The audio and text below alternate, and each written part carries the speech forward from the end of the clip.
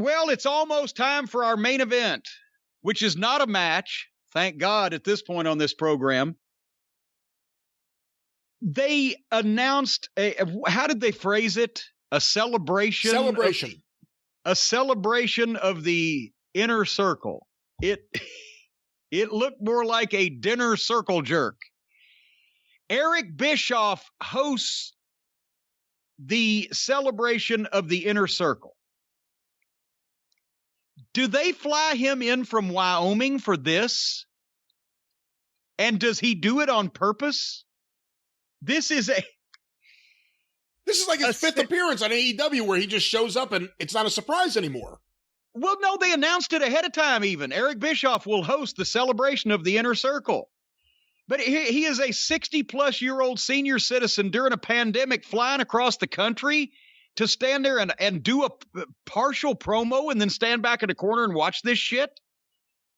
I hope they're not paying him by the word, because it'd really be a bad trip for him because he barely got it. But what can they be paying him? Okay, Tony Khan is a WCW mark. So that means, is he giving him $5,000? Why would you pay even Eric Bischoff more than that? That's twice as much as he might make on a goddamn, fan fest or whatever. Why would you want to get on a plane in Wyoming and fly all the way across the country to do a minute stand-up before a fucking bad angle and then just turn around and go back home? And for, like I said, even for $5,000, what the fuck? Why is that even worth it? Worth it to him or to them? Either. It's worth it to him because he needs the money. Goddamn, if it's come to the point in your life where you're in your 60s and you need to fly from Wyoming all the way to Florida and back in the middle of a fucking pandemic or not to do a minute stand-up on a fucking bad wrestling program that 1 million people aren't even going to see, I'm sorry he needs the money that bad. But I don't know that he got $5,000. I don't know that he got that much. I can't see why that job would be any more well paid, even though Tony Khan, as I mentioned, is a WCW mark. Anyway, Jericho was thrilled that he's got new backup singers besides the jobber crew that get paid to do it. And he and Eric, verbally blew each other for a couple minutes. And Bischoff introduced the Inner Circle highlight package, which was what it was. Santana was there and actually got to speak. Sammy got to speak. Jericho compared him to Guns N' Roses in 1987. He looks more like Axl Rose does in 2021 than the Inner Circle looks like Guns N' Roses in 1987. Jericho said he loved them, and they all hugged each other. And then it happened. Brian, how long has it been since our favorite crime has been committed on wrestling television? 2 weeks? Have we gone 2 weeks without a kidnapping? I actually think it's been a little bit longer than that because we've said, what's happened to all the kidnappings? Did they get a new cop? Is there a new patrol in Jacksonville? What has happened where from multiple kidnappings an episode, we haven't had one in weeks, but it's back. Well, see, they wanted to slow down so when they do it, they make it special. So they waited 3 or 4 weeks, and then another kidnapping came up. All the baby faces are hugging, and suddenly MJF is on the big screen. They're on the football field, imagine that, at the goalpost, and they've kidnapped Dean Malenko. And their poor Dean Malenko,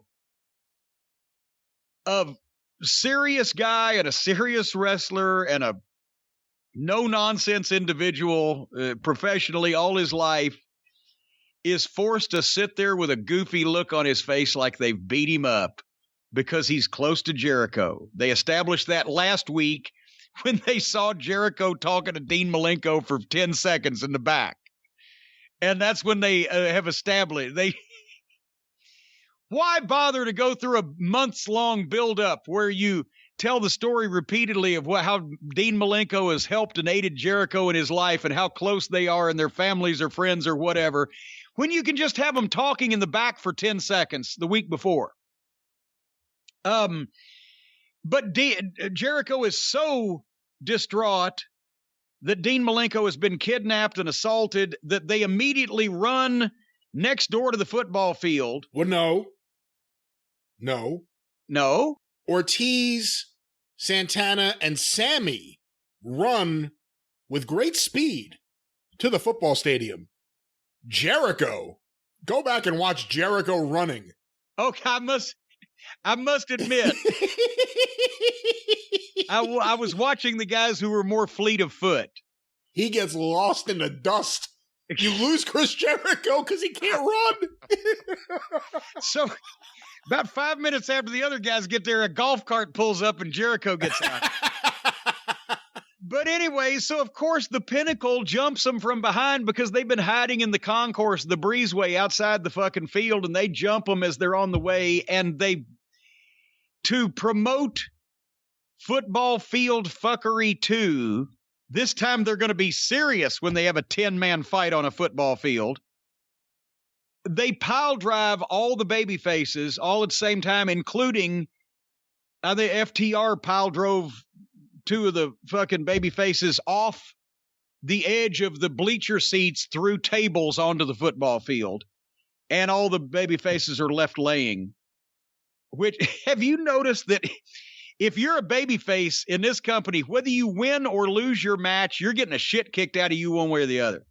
Yeah, every time. Every time. And the last line I wrote was, why the fuck was Eric Bischoff even there? And I'm not saying that he's not a good television performer. He's been on these A&E shows and Dark Side of the Ring shows. He's a funny, entertaining, obnoxious, smarmy asshole. Because it's very true to life. We all have our, the best gimmick is close to us. But like I said, that's a fucking day and a half commitment from Wyoming to Florida and back just to stand there and fucking introduce this shit and then stand back and watch it happen. In a pandemic, for a guy that's 60-something years old, I'm glad that he's got that much motivation, because I don't care who asked me how nicely and whether cake was involved or not. I get that. I see more and more what CM Punk means when he said, I don't want to come back because I'd just be another guy doing bad television. That's right. Because no matter what the talent or the name value or the reputation of anybody that's been in wrestling, every time they get on one of these programs, you think less of them after you see it than you did before. It diminishes their reputation instead of enhancing it. So, and also he's crazy for taking that whole trip just to do that. For whatever he got paid. I would have said him, I tell you, if they called me on the phone and said, we'll give you $5,000 to go from Wyoming to Florida and back just to fucking host this thing, I said, how about I'll send you a check for $6,000, don't call me again. I don't think Eric would be making that offer. Anyway, so that's what that was. The first night of Friday night tomfoolery, I guess is what we're going to call it. Since we've already got football field fuckery and I got to work on my alliterations with the letter F. What a rough time to go to Fridays. I mean, you have the pay-per-view this weekend, but then the next month, it's all Fridays for 2 hours, 10 p.m. That's rough. Okay, what do you think the numbers? I'm gonna say this before you give your thought on what the number's going to be, because we don't even know about this yet. It hadn't even been off the air for 12 hours. But we were right so far over the last several weeks. We said they had Tyson. They got it was Shaquille. They got Shaq and they got 1.2 million. Then they dropped back below $1 million. Then they got Tyson. They got over $1 million because they were unopposed. Then they dropped back under $1 million. A lot of people are saying, well, geez, if they're only doing 800 and something thousand people on Wednesday night at 8 o'clock, how many are they going to do on Thursday night at 10, half, whatever? No, I predict that they will do at least 3/4 of their normal audience, even on Friday night at 10 o'clock. And the reason I say that is because if you're willing to watch this shit and you're willing to fucking put up with the stuff that you are fed on this television program, you are a fanatic that is blind beyond all reason to what you're looking at, and you're going to follow it anywhere. So I don't care if they put this thing on at 4 o'clock on Thursday morning, they will have almost the same number of people watching it, because I predict these people will accept anything and apparently have no other life. So I think they're going to do almost as good on Friday night at 10 as they would do on Wednesday night at 8, because these people will go out of their way to watch this horse shit if they have to crawl across broken glass. Now, there ain't enough of them to make a good number, but there's enough of them to fucking keep this thing afloat. What do you think? I don't know. I mean, the Friday night thing is what throws the monkey wrench in there, especially the time. Do I think they'll maintain, let's say, 1 million viewers? I don't, just because of the Friday night thing. Right, no. I'm going to go with, just to be foolish, 877. What? 877,000. Wait a minute, what did they do last week on Wednesday night? Hold on, I gotta pull that up. I will look for it. AEW ratings. Last Wednesday is not here. Hold on. I didn't expect to have to pull this up. You didn't expect me to throw a monkey wrench into your plans. I will say this while you look for that information. Here's another thing that I'll give them for free. A nice piece of advice. Mr. Booker of the Year, I know you're smart and you know much more than us inexperienced little amateurs do, but since you're going to be from 10 to midnight several times at least, I would suggest you go back in your VHS collection and you start watching some Saturday night's main events and learn how to book a show backwards to combat people fighting sleep. Because you need your strongest match within your, not first, but within your first hour at least. Get it in before 11 o'clock, and then have something of a little bit less importance that you can billboard to the end of the show. But if you'll recall the Hulk Hogan match on Saturday night's main event, 11:30 to 1 Eastern, in those days, they opened up with something, then they had the main event, and then they had some other things, but people are fighting sleep, and once you go past 11:30 especially, and they were going 11:30 to 1, you're losing people by attrition, whether they're interested or not.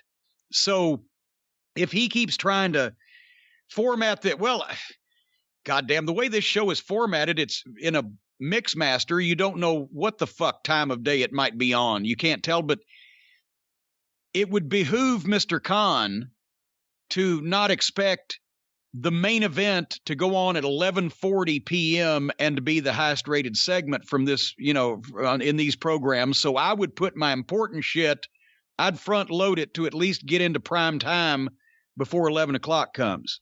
Now, have you found the numbers? I did, and I want to revise my prediction. I'm going to predict 800. Last week did 821. Okay, then in that case, I'm going to predict 714. All right. We'll see what happens. By the way, I didn't know that we were allowed to revise our predictions after we got actual documentation on facts. But you cheated a little bit there, but you basically, your first prediction was that they were going to do more people Friday night at 10 than they did last Wednesday. Not realizing, I thought I got the week before confused. The week before was 9:36. That's what I was thinking. Yeah. No, as we've said, they continue to drop in their regular time slot every time they hotshot something, Blood and Guts, Mike Tyson or whatever. They get over 1 million, then they'll drop back below it, then they'll drop another time or two, and then they'll do something else that's supposedly hot. But in this case, in the month of June, they're going to have trouble with that. So I do predict that they will do a big number, over 1 million people, on one of the first few shows they have back in July or whenever it is at their regular time, because they will hotshot something and they'll be back at their regular time and they'll get over 1 million.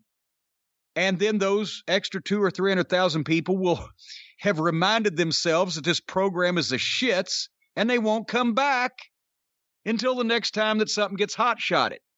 But if you also notice, the more you hot shot, get a big number, then drop, then hot shot, get a big number. After you've done that several times, your hot shot big number is not as big as it used to be. And then when you drop, your last little drop is lower than the previous ones have been. And then you hot shot, and it's not quite as big. And then you drop, and it gets a little lower. They have the built-in base audience that, as we said, will eat this Elmer's glue and thank him for the ice cream anytime, any place, anywhere. But that's your 700,000 or so, and the rest of them are negotiable, and they're not doing a good job of closing the deal. That's my final comments. And that's my prediction. Let's hide and watch and see what else comes true that I say, just because I have two eyes and a fucking functioning brain and can see this shit a mile away like everybody else can and won't admit it.